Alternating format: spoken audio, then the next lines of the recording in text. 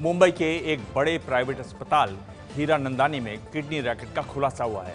Police के मुताबिक अस्पताल के डॉक्टर ही फर्जी दस्तावेजों के सहारे नकली रिश्तेदार बनवाकर किडनी ट्रांसप्लांट के रैकेट में शामिल रहे।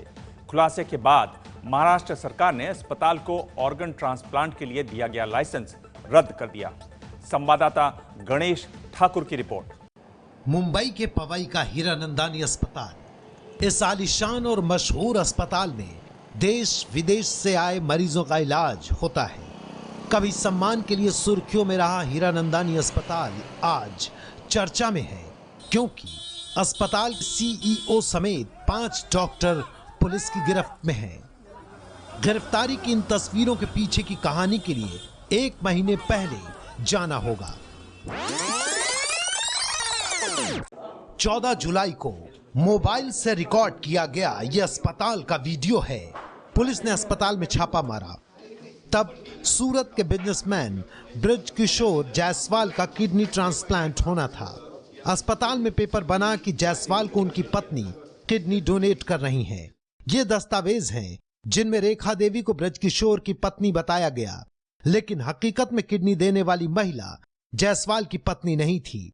गुजरात के आणंद से आई शोभना ठाकुर को एजेंट जायसवाल की पत्नी बताकर किडनी ट्रांसप्लांट करा रहे थे।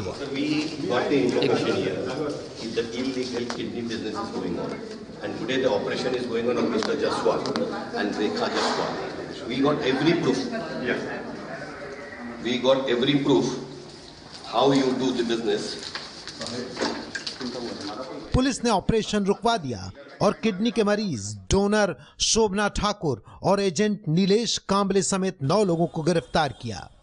और हम लोग रंगे हाथों किडनी ट्रांसप्लांट करते हुए रोका, तो हमें तब पता चला कि ये किडनी रैकेट चलता है।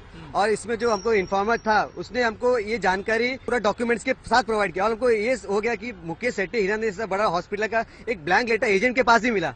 एजेंट नीलेश ने पुलिस को बताया कि पैसों का लालच देकर गरीब डोनर को गुजरात, राजस्थान, तमिलनाडु और श्रीलंका तक से लेकर आते थे।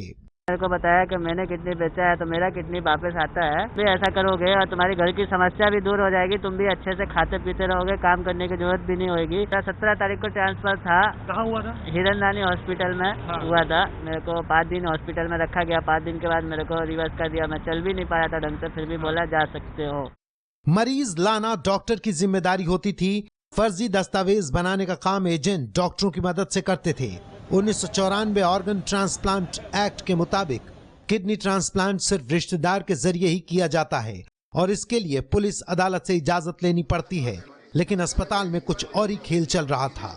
Transplantation of human organs act में जो प्रोसीजर लेट डाउन है उसके तहत कार्रवाई नहीं हुई, इसलिए इनको जिम्मेदार ठहराते हुए 5 लोगों के खिलाफ हमने ऑफेंस रजिस्टर किया है। पुलिस सूत्रों के मुताबिक एक किडनी ट्रांसप्लांट की कीमत करीब 50 लाख रुपए थी।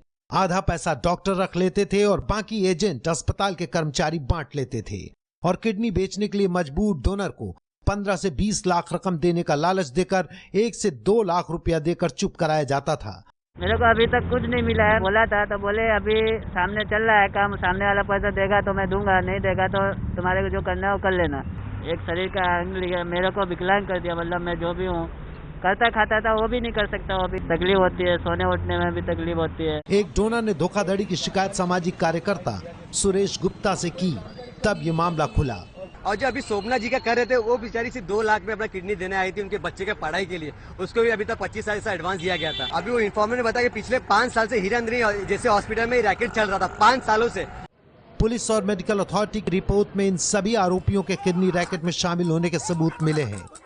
हमने इस पूरे विषय पर हीरानंदानी हॉस्पिटल के ट्रस्टी निरंजन हीरानंदानी से बात कर उनका पक्ष जानने की कोशिश की। उन्होंने कैमरे पर बात करने से तो इनकार कर दिया, लेकिन अपनी प्रतिक्रिया देते हुए कहा कि डॉक्टरों का इस प्रकार उनके अस्पताल में किडनी रैकेट चलाना उनके लिए बेहद चौंकाने वाली बात थी और वो इस बात से बेहद आहत हैं, इसीलिए वो मीडिया से इस विषय पर बात करना नहीं चाहते। इसी साल जून में दिल्ली में किडनी रैकेट का पर्दाफाश हुआ। ये रैकेट अपोलो अस्पताल में पकड़ा गया। इस केस में दिल्ली, पश्चिम बंगाल और कानपुर से अब तक 12 लोगों की गिरफ्तारी हो चुकी है, लेकिन कोई डॉक्टर गिरफ्तार नहीं हुआ है। अपोलो अस्पताल के 2 डॉक्टरों से पूछताछ हो चुकी है।